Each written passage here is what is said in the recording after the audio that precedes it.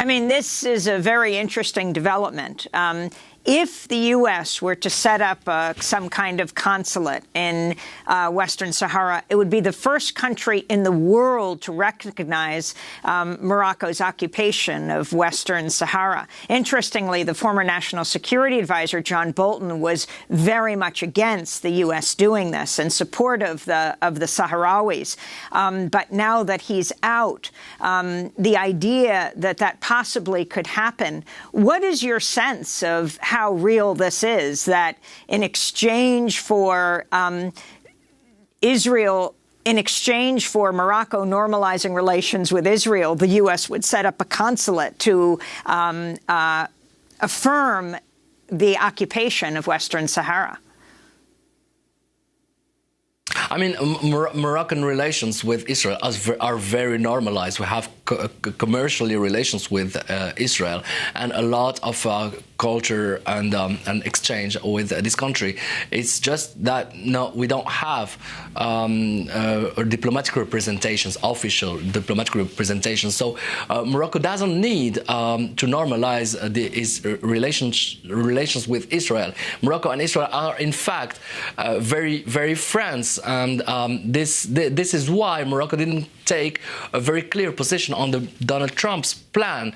And Morocco uses his friendship with Israel to get more privileges and more more rights in the international level. And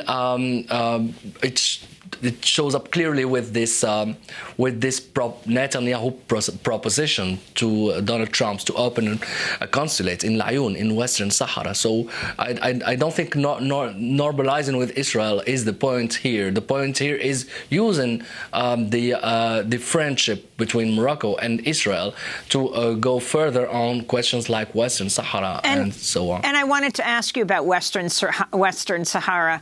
The Sahrawi human rights leader Aminatu Haidar has led a peaceful campaign to resist the Moroccan occupation of Western Sahara, often referred to as Africa's last colony.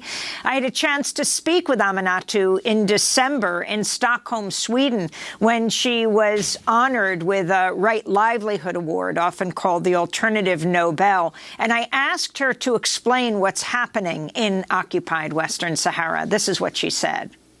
Je dois leur faire connaître la situation. I would want to let them know about the situation of my people, the Sahrawi people. It's a people that is separated, one under Moroccan occupation and the other one in Sahrawi camps. They live in difficult conditions. And I come from the occupied territory under Moroccan occupation. Since 1975, it is occupied by the Kingdom of Morocco.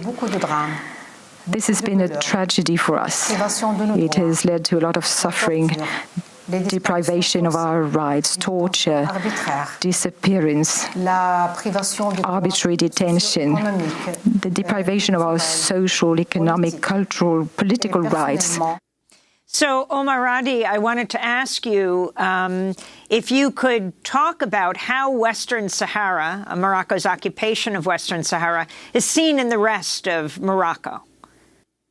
I think Moroccans in their daily life don't talk a lot about Western Sahara. It's not a big concern for Moroccans. There are a lot of other problems, human rights problems, social and economic problems, and also there's something that makes them don't like this topic. It's ubiquitous. It's always, it's everywhere, and there is a state propaganda about the question of Western Sahara that can't let people have a free debate about what happens. It's very rare where we have people ordinary people talking about Western Sahara, but either in Western Sahara in Morocco, people suffer from the same things, from the same economic predation, from the same human rights, crackdown on human rights, etc. And there is a lot of common points between the populations there in Morocco, and this is the first thing that should concern people and the human rights organizations. And organizations point this out because in every report on Morocco and Western Sahara, Human Rights Watch, Moroccan Association of Human Rights, or other associations point out that torture, kidnappings, arrest of people and jailing them are phenomena that happen everywhere, and this is, I think, the real problem here. Even Aminata Haider suffered from this.